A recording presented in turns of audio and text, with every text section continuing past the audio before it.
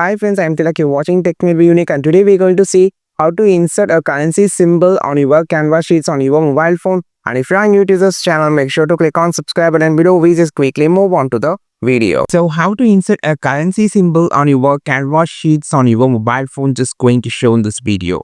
To insert the currency symbol on your Canva sheet, for an example, I just need to insert a dollar symbol. I just need to insert a rupee symbol.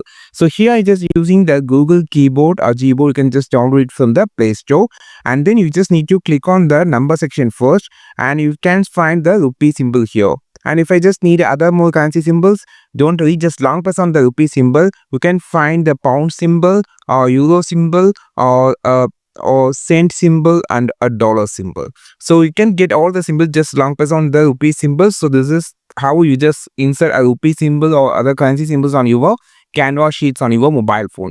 I think this video helped you a lot. Like this video, share this video, subscribe this channel. We will meet our next video with a super valuable content. This is Tilak signing off from Tech May Be Unique. Have a wonderful and also most beautiful day.